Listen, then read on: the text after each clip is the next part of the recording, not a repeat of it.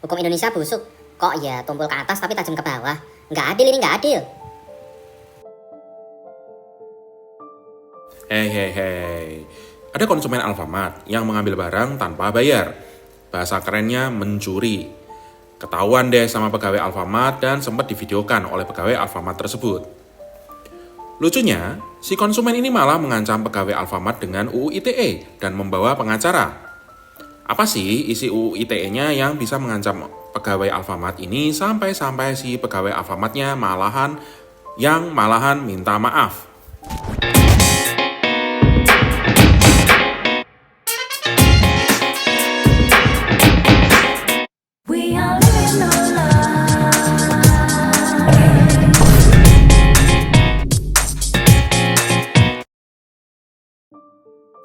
Terdapat di pasal 27 ayat 3 UU ITE mengatur larangan sebagai berikut. Setiap orang yang sengaja dan tanpa hak mendistribusikan dan atau mentransmisikan dan atau membuat dapat mengaksesnya informasi elektronik dan atau dokumen elektronik yang memiliki muatan penghinaan dan atau pencemaran nama baik. Paham nggak sih kalian? Oke, yang pada intinya kita nggak boleh memfoto atau memvideo orang sembarangan ya, yang akhirnya bisa membuat orang itu tersinggung karena tanpa izin orang tersebut. Nah, bagi kalian yang bertanya-tanya, loh kenapa sih malah si pegawai Alfamart itu malah takut ya? Kan dia yang benar. Oke, yang jelas sih takut ya, terutama jika lihat ancaman pidananya. Ini saya bacakan pasal lanjutannya. Pasal 45 ayat 3 UU ITE mengatur soal ancaman pidananya, yakni setiap orang yang dengan sengaja dan tanpa hak mendistribusikan dan atau mentransmisikan dan atau membuat tanpa diakses informasi elektronik dan atau dokumen elektronik yang memiliki muatan penghinaan dan atau pencemaran nama baik, sebagaimana dimaksud pada pasal 27 ayat 3 di atas tadi, dipidana dengan pidana penjara paling lama 4 tahun dan atau denda paling banyak 750 juta. Banyak banget.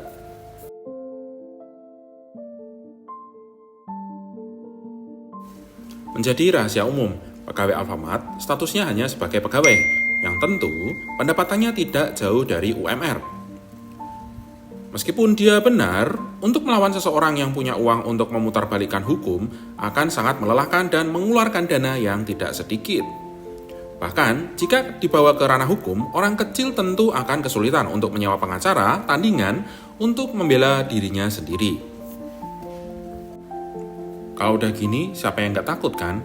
Kalau nggak takut pun ya akan males lah.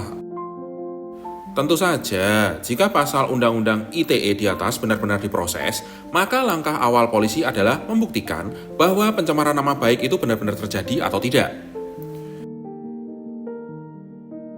Jika berdasarkan video viral yang beredar, saksi-saksi yang ada di sana, serta adanya barang yang dicuri yang terekam, maka tentu pelaporan pencemaran nama baik ini sudah pasti akan mental dan tidak terbukti.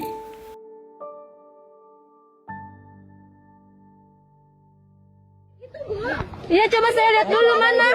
Ada. Saya ambil. Iya, kenapa ibu nggak jujur? Ya udah sini. Nggak mau lah, bayar dulu lah. Video yang memperlihatkan si ibu yang bawa Mercy ini sedang bawa coklat dan dimasukkan ke dalam tas, dan di dalam mobilnya itu sudah bisa menjadi bukti bahwa ibu ini mencuri. Namun di satu sisi lain, maka pasal 362 KUHP justru malah terbukti yang isinya seperti ini. Barang siapa yang mengambil barang sesuatu atau yang seluruhnya atau sebagian kepunyaan orang lain dengan maksud untuk memiliki secara melawan hukum diancam karena pencurian dengan pidana penjara paling lama 5 tahun atau denda paling banyak Rp60.000.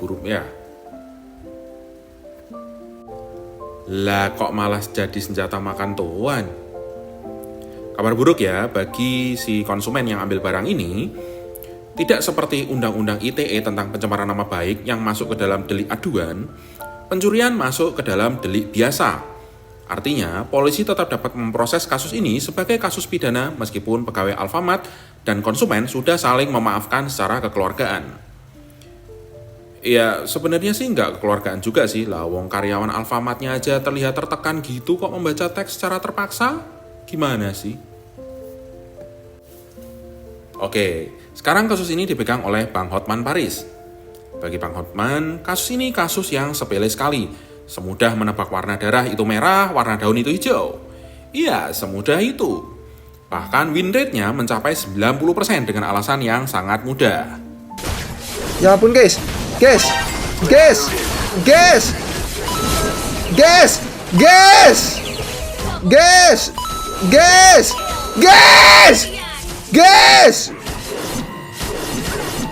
Wow! Full power! Ya, pengacara kelas Mythic Glory lawan pengacara level epic. Gimana? Pasal pidana delik biasa akan sangat sulit dikalahkan oleh pasal delik aduan. Maling tentu akan sulit melaporkan korbannya sebagai pencemaran nama baik. Tahu nggak sih, sebelumnya ini sebenarnya sudah ada contohnya ya. Masih ingat nggak ya, beberapa bulan yang lalu ada orang yang lapor polisi karena tertipu ketika membeli barang. Masalahnya, yang dia beli itu adalah ganja. Ingat nggak? Tentu ini sangat konyol sekali ya. Pada saat saya mengedit video ini, ternyata ada kabar baru lagi nih tentang si Ibu Mercy Klepto Coklat yang akhirnya meminta maaf kepada pegawai Alfamart yang sebelumnya sudah ditekan dia untuk meminta maaf. Karyawan Alfamart secara khusus kepada Mbak Amel, Mbak Nisa, Mas Alif dan manajemen Alfamart secara menyeluruh serta secara spesifik permohonan maaf terhadap Alfamart yang berada di Cisauk, Tangerang. Saya dengan ini mengakui bahwa ibu saya telah melakukan pencurian 3 buah coklat dan 2 buah shampoo. Telah melakukan pengancaman terhadap saudari Amelia. Saya mohon maaf dengan sangat kepada saudari Amelia dan keluarganya. Maaf ya. Izin, saya mau nambahkan. Jadi juga terlapor.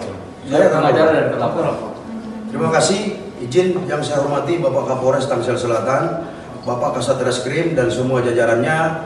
Saya Bang Amir sangat berterima kasih banyak dengan adanya mediasi yang dilakukan oleh Bapak Kapolres Tangsel dan Pak Kasat, sehingga pada malam hari ini dari pihak Pak pengacara yang sangat luar biasa, dari pihak Pak Alfa yang legowo untuk melakukan perdamaian ini, saya sangat berterima kasih kepada saudara Adinda yang telah memediasi sehingga malam ini bisa terjadi kesepakatan yang perdamaian semua.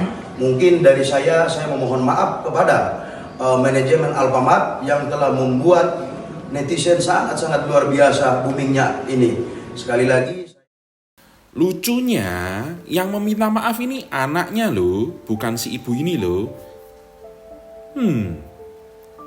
Dan lagi, hal yang paling lucu adalah kejadian ini difasilitasi oleh polisi, di mana tindakan si Ibu Mercy Klepto Coklat ini bukanlah perkara delik aduan, tapi murni perkara pidana pencurian yang ada di Undang-Undang Pasal 362. Mau itu minta maaf, mau itu berdamai, atau apapun, tindakan pencurian tidak dapat diselesaikan dengan meminta maaf saja. Tersangka harus bertanggung jawab sama apa yang dia lakukan. Jadi nggak bisa dong gara-gara punya uang terus jadi masalahnya selesai gitu aja. Terlebih ada kabar lagi nih bahwa si ibu-ibu ini tersebar juga dulu pernah melakukan hal yang sama di Transmart. Gimana nih menurut kalian?